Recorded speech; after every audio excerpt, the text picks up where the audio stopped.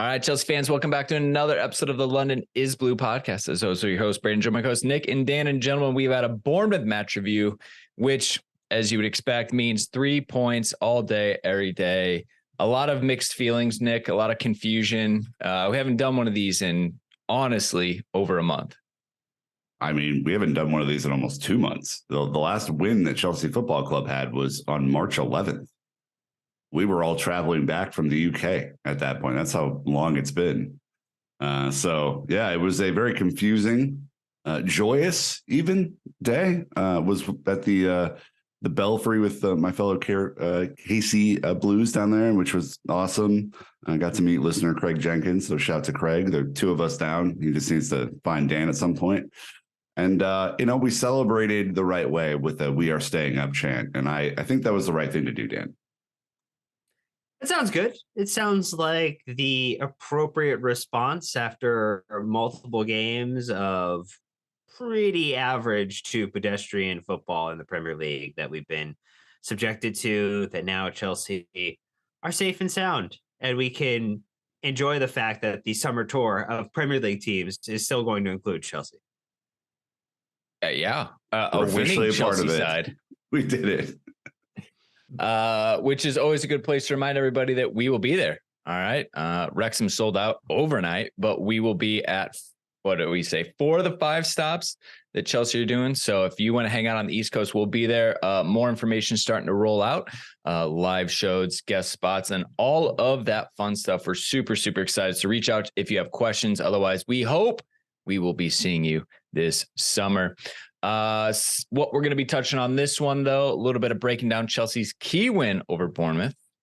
Very important for that anti-relegation situation we're in. Summer stock watch as we look ahead a little bit. But before we get into it, Dan, we have to run it to the audience, to our friends, to get their heads up on what's going on with a little 3-word match review. It's always great to do a 3-word match review after a Chelsea win. Kate just starting us off with a very simple, this is the margarita pizza of 3-word match reviews. Thank you, Bournemouth. Just thank you for not continuing the 7 out of 10 games wins for Bournemouth. Ganasgina with better than Coronation. Obviously, it was Coronation weekend in the UK this weekend. You had D-Rob with the hashtag no more math. Mark with the Wolf of Wall Street not fucking leaving. You had Rob with the French Big Ben. Good friend Lewis with the insert Lewis laugh. I don't know if Jay can clip it, but I'm sure we could find one pretty easily to put in there. Who is Lewis, Dan? Is that Louis, maybe? That is Louis Benavente, yes. But I'm using the proper name as is on his Twitter profile. Okay. Swati with the it feels good. Yes, indeed. We had Biomolecules Mules with the first Chelsea win. It's the first Chelsea win that his new daughter has witnessed in the last month. So awesome. Some good timing there. And then she's ours. 4. So. Oh, man. Thankfully, not that bad. She's just over a month and absolutely adorable in that Chelsea onesie. I went with results over future ? This has always kind of been the situation of Lampard. And is he looking for results? Are we building to the future? Where do we go? A little bit of both today, I'd say. What about you, Dan? So, in the immortal words of just slightly adapted of Corona, found our beach. Oh, man. That's good. I was like, wow, big build up here. Where is he going? I went with the summer begins. We don't have to pay attention for the rest of the season. Let's go. Let's look at the summer. Let's start getting some movement going on transfers. Let's get the coach in. Let's do a job now.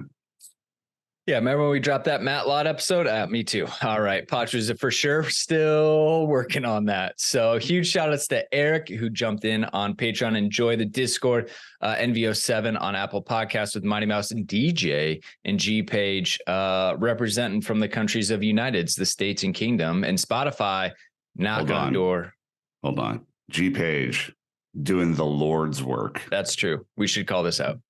On, I think, his second work phone. He's left an Apple 5-star review.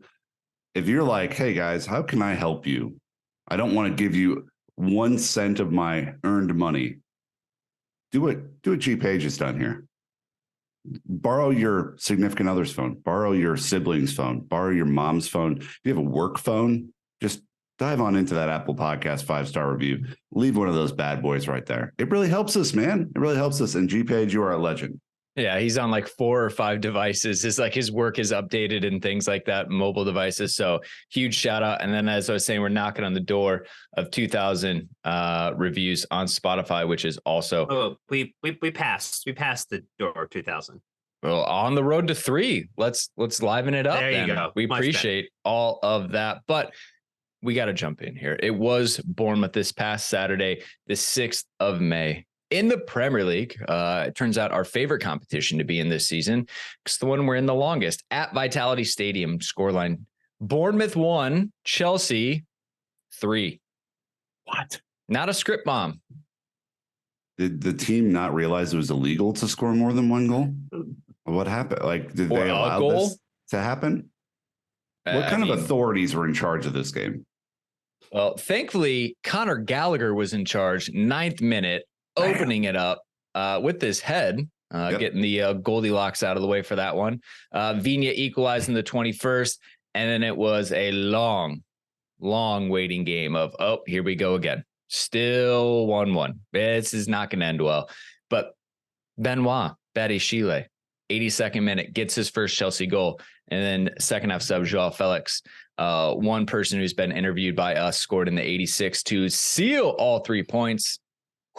And it felt good. So we're going to run over to the 5th stand up, the official app from Chelsea FC. Download it if you haven't. Thank you for letting us share the highlights. They're good this time. Here we go. All right, Dan, your turn with the lineup. Yeah, it was kept between the sticks with a back 4 of Ben Chilwell. As we know him, Big Ben Badiashile with the starting next to Thiago Silva, and then Trev Chalobah in the right back position. You had N'Golo Kante, Enzo Fernandez, and Conor Gallagher as your midfielders. Noni Madueke, Kai Havertz, and Noni Madueke as your attacking line. Ruben Loftus-Cheek and Raheem Sterling came on, along with Cesar Azpilicueta for the injured Ben Chilwell hamstring, and Hakim Ziyech, and then Joao Felix came at the very, very tail end.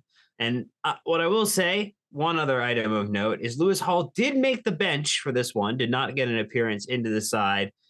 Some thought maybe in the 75th minute for Chilwell, you might see that, but at least on the bench, so hopefully we'll get to see him for a few more minutes before the end of the season.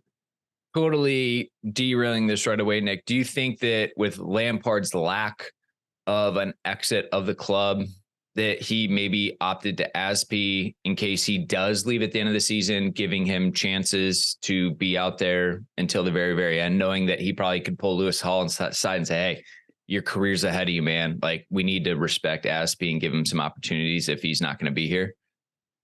There may be a little bit of that. I'd be disappointed if that was the reason. I think just as a person, like, there is no bigger Cesar Azpilicueta fan in the world than I am. I absolutely adore the man. I think he deserves a statue outside of the bridge, along with many others.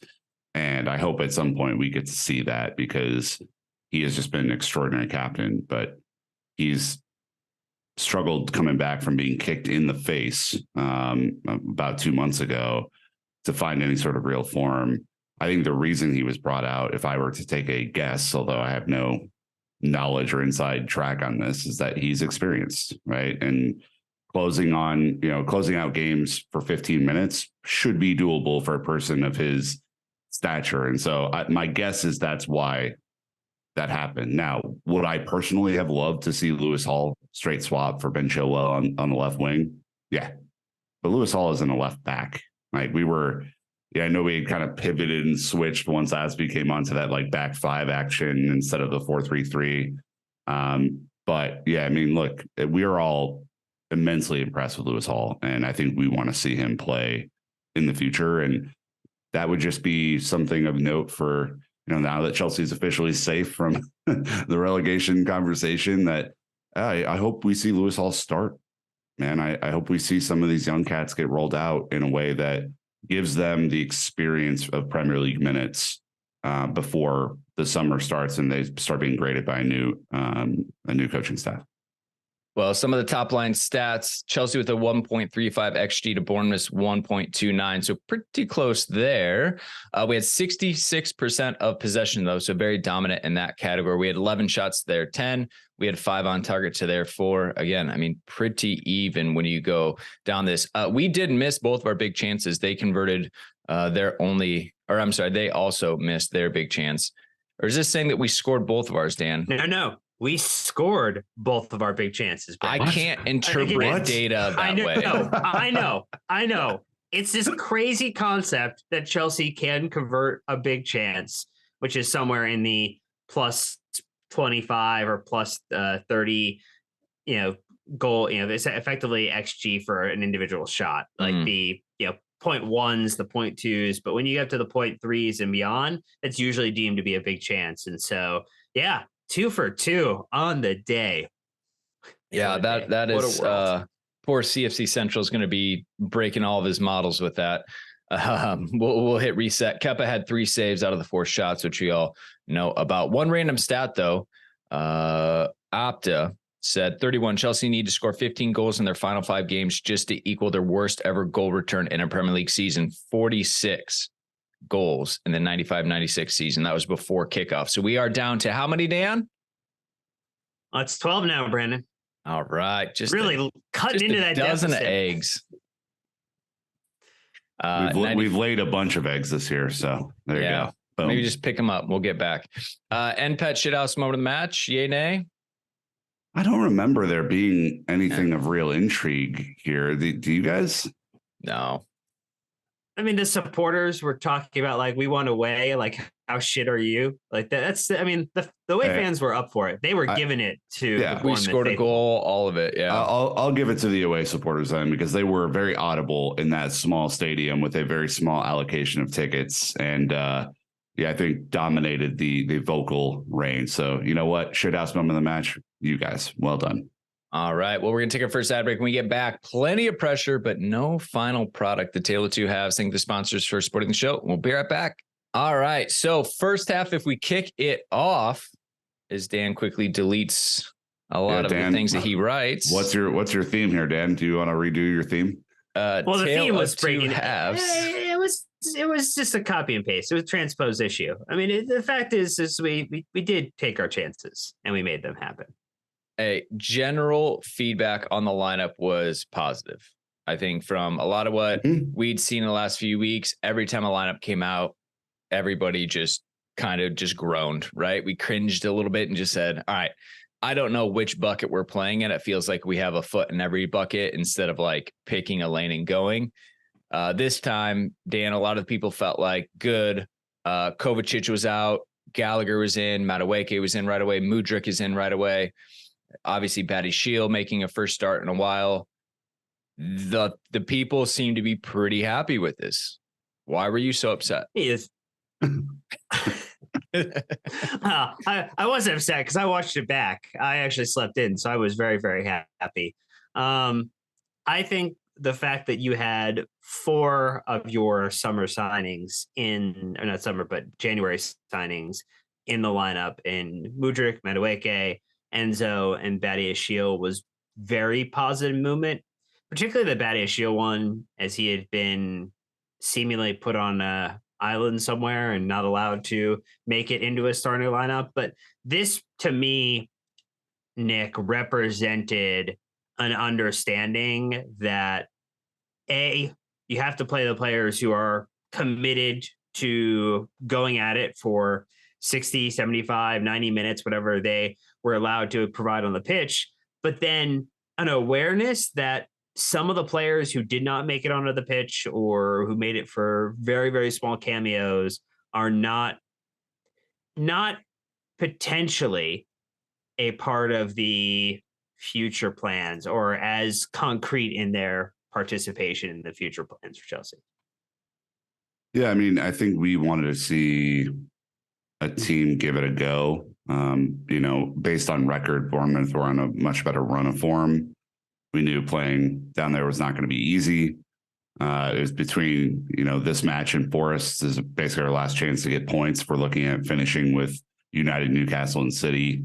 So it's just the pressure was on. Like, I think that, everyone was very upset. We were very upset last week. We were upset because we only did 2 pods instead of 5. We didn't really have a whole lot to say about the performance. So, it was a tricky one, I think, for Lampard to negotiate here, Brandon, because yes, there are plenty of experienced, high-paid players who have not done a job over the last 8 weeks.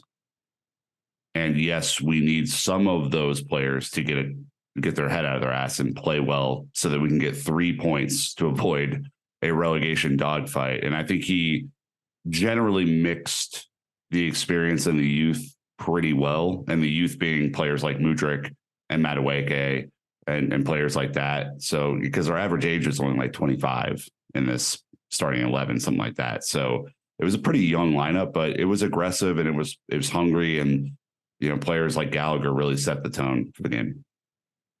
You're talking about Chelsea's great run of form since March 11th. Bournemouth actually had only lost 3 times since our run of no wins. So from a form and a confidence standpoint, their new manager bounce is real, doing well for them. They essentially really climbed out of the relegation zone. I think a lot of us thought they were done and dusted, and we are level on points going into this, which was, good for the Bants, right? But not for reality. And I think that to see a young, aggressive attacking lineup was important. If I stick back to the script, Dan, first half stuff, Conor, absolutely everywhere, super influential. But this is kind of what we know of him. I'd say he's really good because he does a lot of different things. I'm still waiting to find out kind of what his superior ability is. But the thing is, he doesn't let you down. He can score goals. He can throw in a tackle. We know we love N'Golo Kante because he is the interceptor and tackler extraordinaire, but he can't necessarily score a goal. Conor's just Swiss Army knife. I felt like his positioning was good, and he really shined again today. And I bet if Frank were here longer, this would be like the new Mason Mount of the season. Yeah, you would probably see that. I think the way that he knew where to be in this particular game, in most critical, though, where he stayed for the goal, he got into the front of the attack and saw that Chelsea had retained possession of the ball and made sure he didn't just drift back outside the box, that he kept his position in that 6-yard box area to make sure that he was in a space that if a cross was whipped in or a ball was cut across, fizzed across the face of goal, that someone was going to be there. And there have been plenty of times this season where we've had all this possession. We've had plenty of players outside and around the box, but not in the location where if a ball came in, that a player could just make a move, take advantage of a situation, and put it into the back of the net.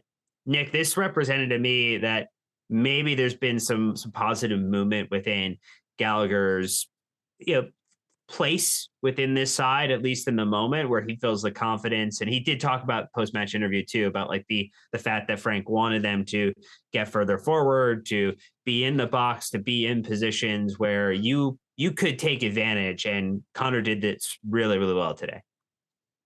I mean, the major difference for me is that he was playing as an 8 and not as a 10 and not as a center forward. I mean, which is the identical conversation we've had about Mason. Yeah. So he looked very comfortable. He was playing behind mostly Mudryk on the left-hand side. And I think was figuring out how to connect. It's been kind of wild that Chilwell and Mudryk haven't been better connected since they've been playing together. Of course, the sample size is very small, but to me, that was a big part of why Conor looks so comfortable and confident. And, it makes you wonder, is this team meant to play some sort of 4-3-3, 4-2-3-1? Is that really how we get the best out of this group of individuals moving into a new season?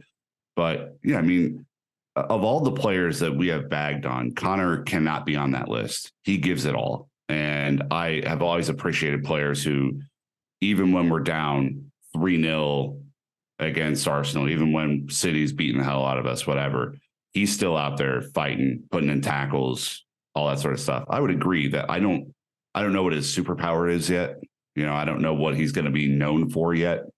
But you also have to realize he's scored 2 of our 4 goals that we've scored in the last month too. So, I keep playing him, man. And I know there's been rumors about him being the shop window, all this sort of stuff, but just on balance, there are many other players that I would sell in front of Conor Gallagher right now. If you're looking at the summer, which we will talk about in Stock Watch, obviously. And look, he had the early red card against Leicester City in the beginning part of the season. And we're like, not a problem. Like, he's overcome that. Like, he's not rash in that sense. So he's done well. The cup debate came back, right? He got scored on. Great play from Bournemouth, to be fair, from them. A lot of people are frustrated with him. But what is interesting a little bit, Nick, is that a lot of the stats we're starting to see in our WhatsApp and stuff said that, like, Chelsea's defense hasn't been the problem this season, right? It's very clearly been the offense. Like, our defense is probably top 5 at times in the league, depending on what category you're looking at. Obviously everyone turns to me and I'm like, look, there's no conversation to be had. Like, it is absolutely an area of weakness in this team, no matter who it is. We still haven't seen Mendy, which means he's still probably not healthy, but it drives the conversation of what do you do with that? And I'm just kind of like, I think you just ride this out the rest of the season. It didn't cost us today. It is what it is. Like, we should probably I think people maybe are just wasting too much time on it because nothing's going to happen the rest of the season. Yeah, basically. I mean, would I like to see Gaga Slonina in there? Yeah, I would. And I think now that you're safe, you can legitimately trot him out there and see what you got. But do I expect that to happen? No, I don't. I mean, I think we're going to have a big conversation about goalkeepers. Matt Law on Friday put out that Chelsea are chasing Onana from Inter Milan. I think that makes that sort of profile of goalkeeper makes a lot of sense for us, which we will have plenty of time to discuss as we head into the summer. So I'm not going to break that down right now. But yeah, I mean, I think there's a general admittance that this is, this DM and center forward are the 3 biggest areas of weakness in the team, and everything else, is just a player improvement scenario. And so that to me was I think he played okay yesterday, to be fair to him. It wasn't his best performance ever, but it was enough to get us over the line. And so I'm not going to bag on him today. Yeah. I was just laughing at the midfield. I'm like, you know what? With Enzo and a fit and N'Golo, I could probably play in midfield. But anyways, they are just a gift. Dan Madueke, a lot of love, a lot of praise. Saw you up in the big guy on socials, loving every post that he had. He's kept his head down. It seems like he's worked hard. I think you've probably been the biggest pusher of Madueke minutes, hashtag it, since he had that electric U21 tournament in the middle of the season. Noni. Look good. He looks really good. And again, not a finished article. I think that is probably where the biggest problem of Chelsea's approach has been, is that we have gone after a lot of talent that has not hit their ceiling yet. And so we are very much working with a lot of unfinished articles, which is not necessarily a bad thing if you have a coach who can put them in positions to be successful, to improve upon their skill set. Madueke, though, he took shots. He took shots from range. He forced the keeper. He forced Neto to make a save. One went wide, but he forced the second one. He actually forced the save out of him. And that just it brought people to him. It created space for others. He interchanged well. I mean, I think we'll talk more about stock on the rise, but I think that in general, Madueke has been a very positive or bright spot. And just in terms, Nick, of getting minutes, getting an opportunity to show what he has, even if it's a little raw at the moment, that he is someone who can be a critical part of the attack moving forward. Yeah, what I like about Madueke is that he is unpredictable on the ball. He does not do the same movement every single time when he's down the wing. I think we know he wants to cut in on his left, but he has many different ways of getting the ball into his left. He has a lot of tricks in his bag. The part yesterday that was a little frustrating about his performance is that when he got into the box, his unpredictability kind of, I think, it didn't let the team down, but it was just like not a clear pathway to goal, basically, because he was kind of spaghetti legging people and all sorts of stuff. And I think there's somewhere in the middle I want him to find, which is be awesome on the ball, but have a clear directive when you get into the box as to what you're going to do with the ball. Like, unless you are just desperate to get fouled and get a penalty every single time that you go into the box, which frankly wouldn't be a terrible strategy if you can pull it off. But you have to be like the elite of the elite ball handler at that point. I just don't.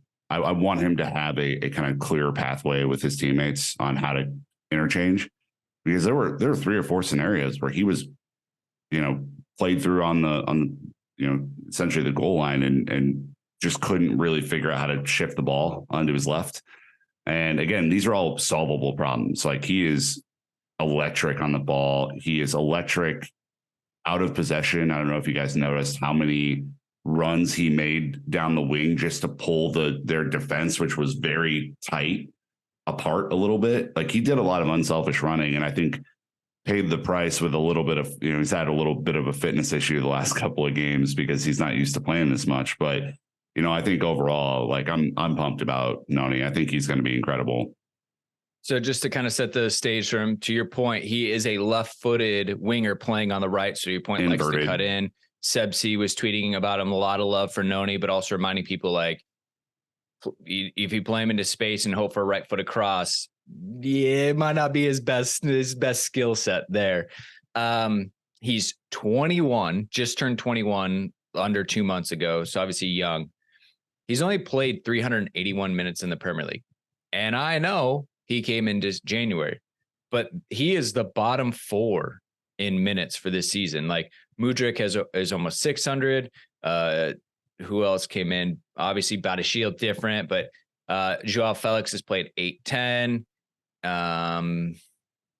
He just doesn't have a lot of minutes, yet he does seem settled at this part of the season. He does seem confident. He is producing some things. He's only ahead of Lewis Hall, Armando Broya, and Carney Chukwuemeka as far as minutes this season. So again, I think it's good to point out he's got a goal in next to nothing, right? So it's very bright, early days. He's done quite a bit with not a lot. So good for him. If we shift ahead to the second half real quick, the wind took out of the sail, Dan. It was 1-1. I think both teams are happy with that result at the point.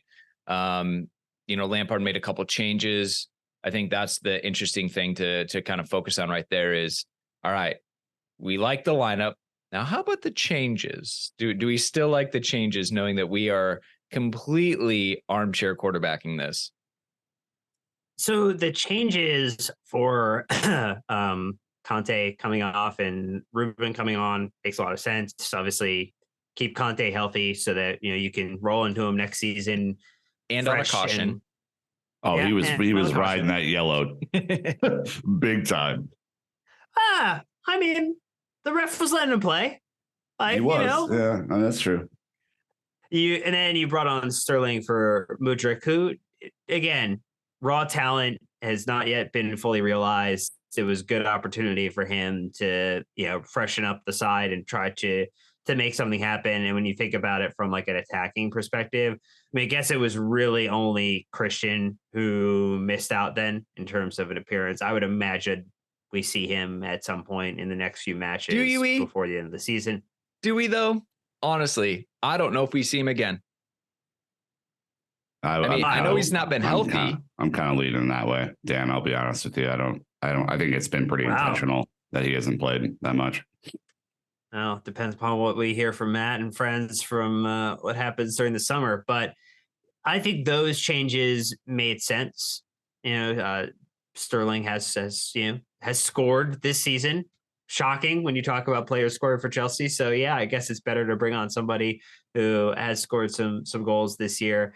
Asby, again, we talked about earlier, and then Ziyech coming on for Madueke. That was probably a question mark for some people too, but he was getting space And the big thing that Ziyech thrives on is getting space and time on the ball. And they were letting him have space and time on the ball. So he could do what he wanted to do, which was whip in crazy crosses from outside the box to put it in. And I think, Nick, that's where, then Badiashile came in and took advantage. Yeah, indeed. I want to start with Ruben because this has been a perplexing one for me, given the midfield challenges that we've had. And I think the fact that Ruben's played overall, I think pretty well this year, given everything going on, all the positional changes he's been asked to make, why we haven't seen him against Real Madrid, why we haven't seen him in any of these terrible Premier League games that we played. He's a ball carrying midfielder. Like, he can do the job of Kovacic, and I think adds physicality to the mix. And the minute he came on the pitch, we started looking different because he was able to break the midfield line that they had set up. They were kind of in two distinct banks yesterday, Bournemouth was. And I thought that he played really, really well. Now, there are a lot of people out there who are going to be like, hey, Nick, you're just, whatever. You've always liked Ruben, so you're going to say that Ruben played really well. I think he adds something different from a dynamics perspective to the midfield. And for me anyway, like that, the fact that then you had him and Conor able to kind of do that opened up some space and allowed, your Enzos of the world to make different passes and all that sort of stuff. So all good on that front. I think Ruben played really well. Sterling's been perplexing too, because for me, obviously, I've not been a massive fan of his work this year, but I was reading, Subsea had a really great thread about just chance creation per game and how Sterling is not our problem when it comes to chance creation. And it kind of, I'm happy to be wrong about stuff. Yeah, I think I've shown that throughout the history of the show. I hadn't dove into chance creation as a number, but the one chance that he was able to create yesterday was perfect for Felix to just pass the ball into the back of the net. And I think if I'm going to be critical of him in moments where he's not played well, and he has not played well more than he's played well this season, let's be very clear about that, then I have to give him his flowers when he does do a job. And he looked a lot more comfortable on that left wing to me, Brandon, than he has anywhere else on the field. Do we think it's because pressure's off? It's the end of the season. We were winning. Maybe. Like, you knew you're safe. It's been such a crap season. The players just were never in a good spot emotionally. They were never in a good spot, maybe from a results standpoint. I wonder if just knowing that the season's essentially over, it's just there's nothing to lose at this point. They're able to play with that freedom. I wonder if that does play into it a little bit because they're human. None of them will sit here, apparently except Kepa, and say, hey, pretty good season though. You know what I'm saying? Like, I've enjoyed parts of it. Not really anyone's going to do that. So I was thinking about that too. And it reminds us, it's like, hey, actually, in a different situation, we probably have a good squad. It's just nothing was going our way, and it just drained on the players. Speaking of Ruben, Conor, even Trevo, Chelsea youth Phil said today serves as a general reminder that you don't sell any of this lot if you have to spend a single penny to replace him. So he's saying if you're going to let Trevo go, but you got to buy someone to come in, does not make sense. He says this is how you build squad depth. All right. He's not clamoring for starts. He's saying squad depth, and it helps you afford to shop in the high end market. And it's so true. Lewis Hall would be a great example of that, right? You can add people in from the academy to give depth. You get good minutes. To your point, we're talking about Ruben as well. They did a job. And again, are they going to be world beaters? Sometimes yes, other times no, but they're going to do the job, and they don't cost you anything, which is important as we continue to figure out the path forward. Plus, having that Chelsea identity is really key. We talked about this, but obviously Chilwell done with the hamstring. Frank pretty much said, hey, done for the season. Like, go get healthy. No sense in risking it. We talked about Ziyech, and then the last goal. It was nice to see Felix take it first time as well, right? We didn't take a touch, didn't mess around in the box. Shifted over to your other foot for no fucking reason whatsoever. Yeah, it was nice, tidy finish. It was great. It's great delivery, though. Like, I mean, Sterling basically said, like, please don't miss, please don't miss, please don't miss, please don't miss. I am putting it right on your path. Do not deviate. Just take the shot and let's get this done. Let the ball hit your foot and go in the general direction of the goal, and let's see what happens. All you need to do is bounce off it. It was perfectly fine. Great delivery, great movement. I mean, Sterling made his way, I think, through about 4 or 5 Bournemouth defenders to put Felix into a position to succeed, and it all worked out well. We're happy. It's a win. Absolutely. We're safe. No more issues. No more problems. Do we pop champagne now? What do we do? What's our? We haven't been here before. You pop a Miller High Life. That's what you pop. I was thinking about that. You're like, oh my gosh. I was like, we're really celebrating this win against Bournemouth, but you're just like, this is the way it's been. Like, you just gotta take what you get, you know? I had a couple of interactions on Twitter where like, oh, don't, why are you celebrating? Don't let your standards drop. I was like, are you fucking joking me, man? We haven't won a game in 2 goddamn months, and I'm going to celebrate it the way that I want to. In fact, I encourage everybody, go throw yourself a party today. Who cares? Like, there's 2 perspectives, right? There's the short term saying, hey, we haven't won since March 11th, right? That's a thing. And there's also the macro where you're like, oh yeah, we do have some tradition, some history, we should be knocking around, but like, you got to balance them at some point. Like, we can't keep riding the 03-04 season and like being like, that's the status quo.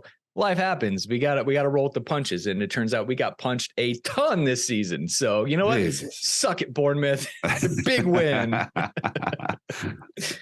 Oh, it was nice to end the game without a feeling of here it goes again or dread. Despair. So anyways, that's going to wrap. We're going to move on to summer stock watch. We look ahead, but we're going to take a last ad break. So again, thank you to the sponsors for financially supporting the show, and we'll be right back.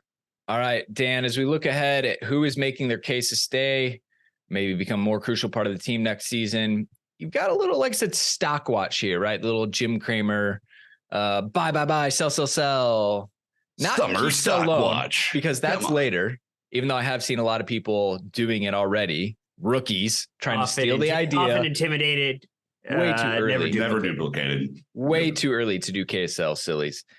You got Batty, big Batty right at the top. You're saying on the rise. You like what you see. My only like counter argument is, when did anybody not like what they saw with Big Batty? Well, they just forgot that he was a part of the squad because he wasn't getting into matches and wasn't getting minutes. So it's just a reminder. It's the word is back out on the street that Benoit Badiashile is going up at the moment to claim crosses, to win headers, and to score on the other side of the pitch, doing it on the front and back side of it. Just a overall really great performance. Yeah, I think to me, this is just it's really a conversation on, this is one less position Chelsea has to worry about recruiting for in the summer, because you are showing that you have potential individuals who can fill in a role, be available, and really make the decisions for Pochettino or whomever the Chelsea manager is next season when they come in. And Badiashile is doing that with his performances. I think the dearth of center backs that this team has, Nick, puts us in a position where the back 4 or playing with 4 defenders feels more and more likely every time we take a look at it, particularly when you consider Levi Colwell coming back. You still have Trev Chalobah. Silva, hasn't gone back to Brazil yet, despite rumors from Ant's cousins on Instagram, that generally you have the right complement of players to excel in this next season, and Badiashile is a big part of that. Yeah, I think so. I mean, I think we're all kind of, the only confusion around Badiashile is what happens with Colwell, right? Which is a whole other conversation for a whole other day, because they do play that left-sided center back role. But as a player, what a steal at 30 million. I mean, goodness gracious, the dude is built for tough. He has height, which is allowing us to do different things on corners. Obviously, Ziyech providing the service yesterday for his goal. And he exudes calm and confidence on the ball, which is huge for a team that has zero confidence heading into this game. It makes you wonder why we haven't seen him more. And I think, if we're getting back to who deserves blame in our delegates, maybe a few more go in Lampard's category. since he's kind of come in. But, between him and Silva back there, it was a little dicey at times. I think Bournemouth did put on some pressure in the early second half and made it uncomfortable. But, overall, it was a good performance. And, if I'm Maurizio Pochettino looking at this game, I have a big circle around Big Batty for a potential starting spot next year. Yeah, he's 22. He's like 6'3". When he has played this season, 10 matches, there's only one of those games he was below a 7 from Foot Mob. And then that was Everton, where it was 2-2, and he was a 6.7. He's been on average like a 7.5 or better. Bournemouth, he was man of the match with an 8.2. So high ceiling, really, really good recruiting there. The only thing we don't know, what does he do in Europe? Because he didn't make the cut. And he's got a great song, which Dan, you put in here, right? Talking about Todd Boehly went to France in a Lamborghini, brought us back a center back, Benoit Badiashile. I love it. Phenomenal. Maybe the best song since the Timo Werner song. Maybe. Man, I still have a lot of time for that N'Golo Kante, and I've already blocked him out of my mind. Bakayoko. Bakayoko. Those are fun times. Conor Gallagher, as if we haven't heaped enough praise, massively on the rise. Scored 2 of Chelsea's last 3 goals. Love a deflected goal. It's the effort. It's the hard work. It seems to be in the right space. So I don't know if there's any more we want to talk about Conor, but I would be interested in hearing if someone was like, nope, ship him. Like, we're not really worried about that, knowing that he is also super young.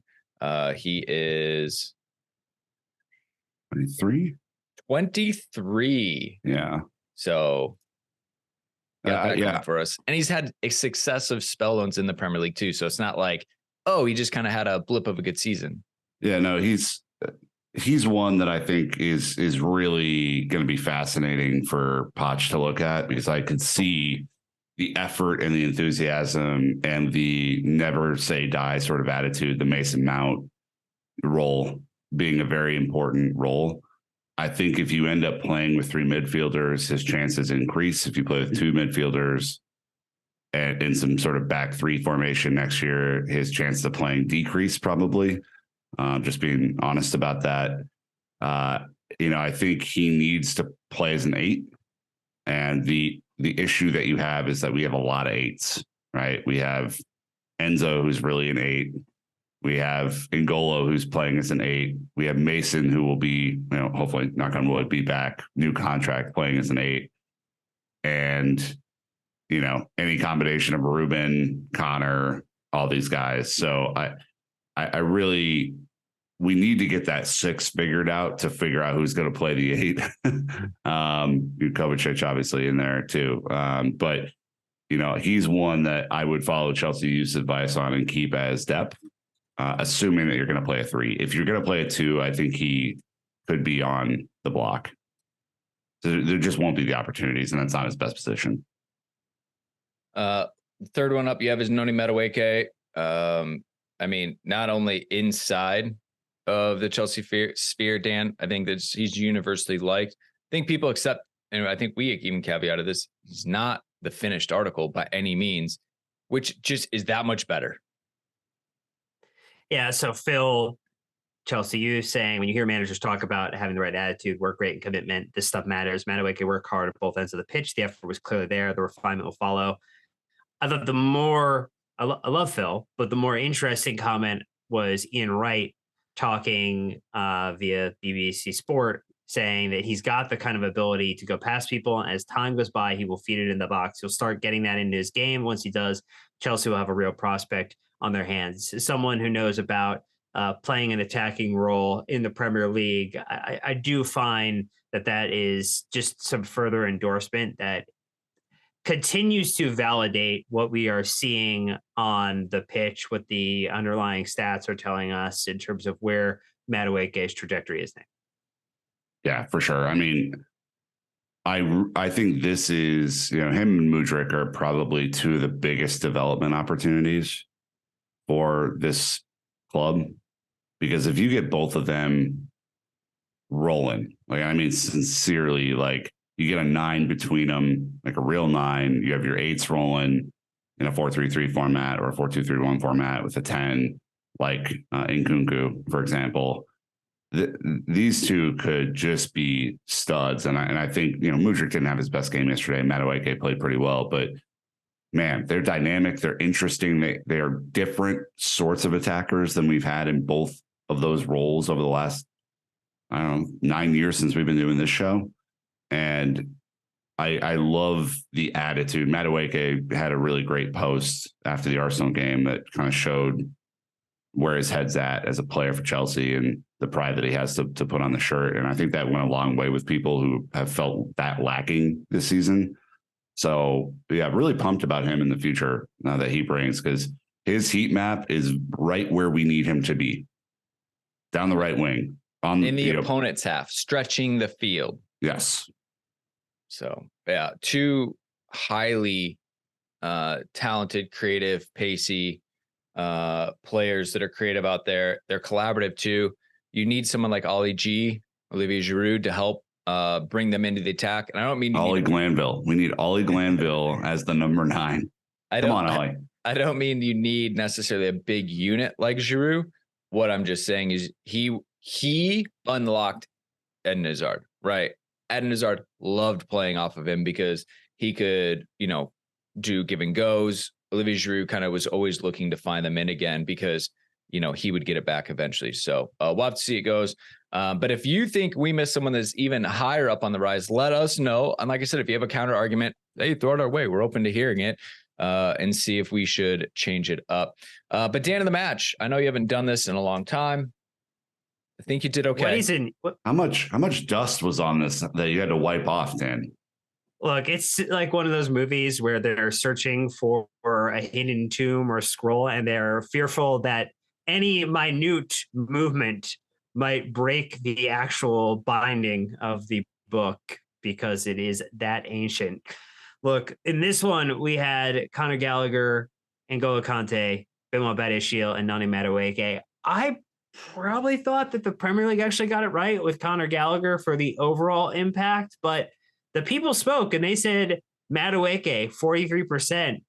You had Benoit Badiashile with 34%, Conor with 17%, and then N'Golo Kante with 6%. Look, I'm just happy we got to run one. I could care less about who won it. It was a Chelsea player. That is a really, really positive day that we get to run it and a Chelsea player wins it, and it doesn't have to have a meme option in there. We did it. That's probably the lowest that N'Golo Kante's ever seen before. He's going to be questioning the results of that poll, I think. Well, as we look around, he's going to smile and be happy for his teammates. That's the N'Golo Kante way. I agree with Gallagher, by the way. I think that was the right choice. As you look around the league, Man City continuing their charge to the title with a 2-1 win over Leeds. Wolves beating Villa 1-0. Tottenham beating Crystal Palace 1-0. Liverpool beating Brentford 1-0. And Arsenal just scored their second over Newcastle, which looks like they're going to get 3 points to keep the pressure on. And Newcastle have no excuse for not having scored at this point. That is on them. West Ham United play later. Fulham, Leicester City play on Monday. Brighton, Everton Monday. Forest, Southampton Monday as well. So they're really spreading out the games as they try to get them all in with the end of the FA Cup coming in and Champions League and stuff. So definitely a little goofy on the match days, but we're going to record on Sunday, rain, shine, or nonsensical scheduling. And Arsenal just got the benefit of an own goal. So it's 2-0 right now against Newcastle. Yeah, I said they just scored their second. I didn't know Newcastle scored it though. You bunch of dummies. Yeah. Not good enough. It goes in the other net. The other net. So with that being said, City are definitely in first place with 34 played on 82 points. Arsenal are going to stay in second on 35 played. So again, City are up a point and have wiggle room. Newcastle will stay at third on 65 points. And United play a little bit later. They could actually jump into third if they win. Liverpool fifth, Tottenham sixth. On the other side, Southampton still rock bottom of the Premier League. I really don't see anything happening there. They got 24 points off 34 matches. Everton are in 19th with 29 points off 34. They still have a chance to somehow escape. Nottingham Forest are in 18th. They somehow are on 30 with 34. pretending to tease that they may want to get out there. So you got 29 and 30 points, right? Above them, Leeds, Big Sam, 30 points. Leicester City, 16th, 30 points on 35 played. Yeah. So they are Leeds in the worst case. Leeds are going down. Come on, let's bring it back. That would be amazing. Yeah. It'd be the most incredible thing. Actually, they were included on the tour, and then they got removed because there has been the consideration that like Leeds would actually go down. Well, I tell you what, they're in you're in a tough situation when you're at the bottom with most points played and negative 25 goal difference. I mean, that could come back to hurt them. They're the same with Everton, Nottingham Forest. So negative 32 is really going to hurt them. Turns out Leicester City with negative 13 is where they want to be. But a little annoying. Liverpool and Tottenham still up in towards the top 6, right? Brighton's still up there. Villa, obviously they're on the beach. Brentford on the beach. Fulham on the beach. Chelsea up to 11th. If we can end in the top half of the table, what a surprise that would be. But we've got some tricky fixtures coming up. So anyways. At one point in the season, Chelsea and Liverpool were on the same amount of points right after the World Cup break. Yeah. It was both like playing 8, terrible. 9. Yeah. And now they are 20 points ahead of us in the table. That's how fucking bad we've been. Well, I mean, you said we've gotten one win in essentially 2 months. So, yep. All right, that's going to wrap for us. Welcome back to the Good Vibes gang. We're here to bring them when they are earned. Hard for us when we have no real impact about that. But with good vibes come good pod. So we have a jam-packed week. I'm going to be recording with Phil here a little bit to cover the Dev Squad season in whole. More guests, more episodes. A lot going on, right, Dan? Never a dull day at London is Blue HQ. Yeah, we love it. So make sure take a moment, catch up on everything this week, but we'll be back with more content as always. So until next time, Chelsea fans, you know what to do. Keep the blue flag flying high.